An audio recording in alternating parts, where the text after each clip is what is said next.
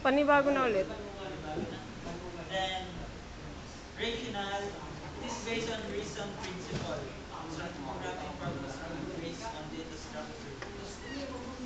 Ibig sabihin, yung JSP, gumagamit siya ng basic data structure. Hindi lang nun. Gusto daw pass. Mga padali nyo, ha? Sige. Ano?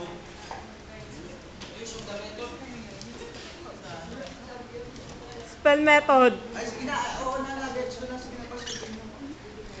Spell method. Bakit? Saan mali dyan? Wala, etos lang. Sige, dire-diretso. Okay. Then, third, the teachable. People Sukat can na ng taught kamay. the method because it consists of well-defined steps. Ibig sabihin, yung JSP, sa paggamit dito, meron kang steps na dapat sundin. Isa siyang process sa programming unit na kailangan mong sundin para matapos mo.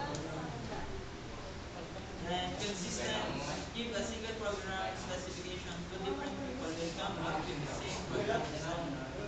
Ibig sabihin, syempre, ang ginaganda dito sa JSP, Sige. Sige, huwag kayo makinig. meron lang siyang sinusunod na steps and processes. Kaya magbigay ka ng problem, sa dalawang tao, yung parang structure ng program, halos parehas lang. Hindi ba sabihin natin, parehas, in lines, Hindi pa kayo makinig dyan, ha?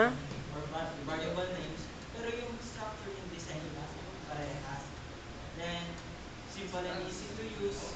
Yun nga, kasi gagamit lang tayo ng mga basic, hindi tayo masyadong produces design that can be implemented in any program. Yun. Yun. Kasi lahat naman ng programming language. Sad pa. Nagagamit natin itong JSP. Kasi, yun, basic lang naman. Madali siyang gamitin. Mas madali pang maintindihan ng program. Then last is the applicability. Jackson claims that his methods generally applicable to all types of hardware, including sa straight and serial files. Ang ingay nyo dyan, ah. Few examples are given of the use of the method in other situations. Then, the role of JSP. JSP was born in the era of punch card, where when serial file dati ito ba yung ano?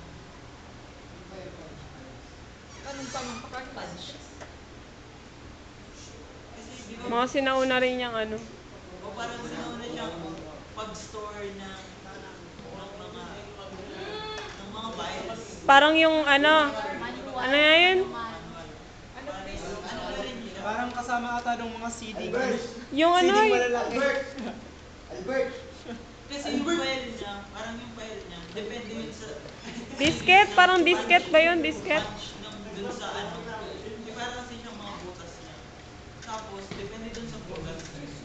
Yung file na dun sa loob niya. Yung punch. Pero, whereas we now live in an era of online system where random access file are more common. Therefore, perhaps this method is not as important as it once was.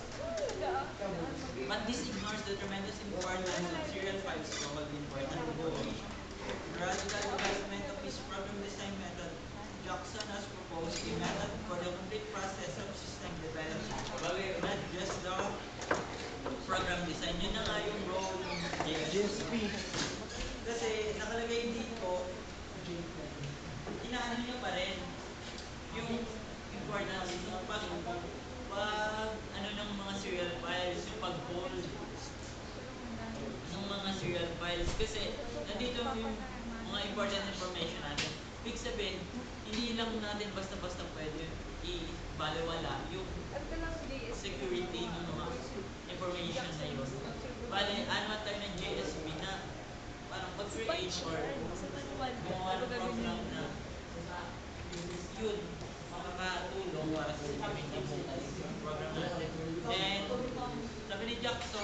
siyang para sa program design, yung Ang galaw ko talaga, DSP. pasmado.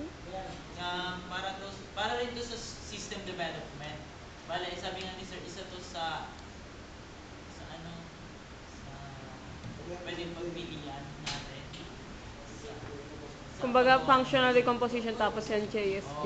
Pwede natin gamitin ito para paggawa ng mga software. The approach called Jackson System Development completely denies the classical life cycle approach to development. Analysis followed by design, followed by design. The method is based on building a model of the system with the software is to interact with. No, ano lang naman yun? Example. The model consists of parallel processes that interact by exchanging data.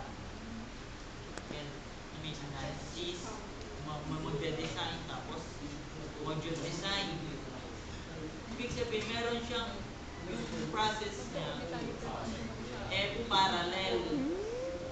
Ibig sabihin, yung pag-exchange ng mga infos, parang sabay-sabay.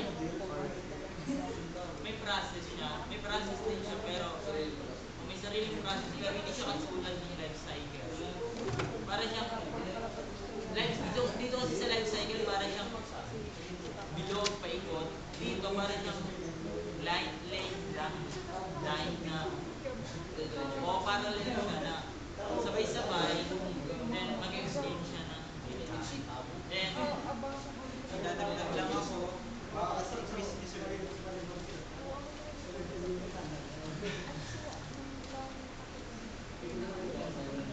dito kasi sa structure classes, page 134,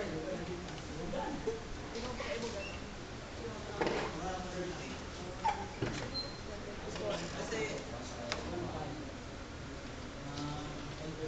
pwede naman daw sa structure clash kasi may magagawa, may tatlo tayong option na magagawa.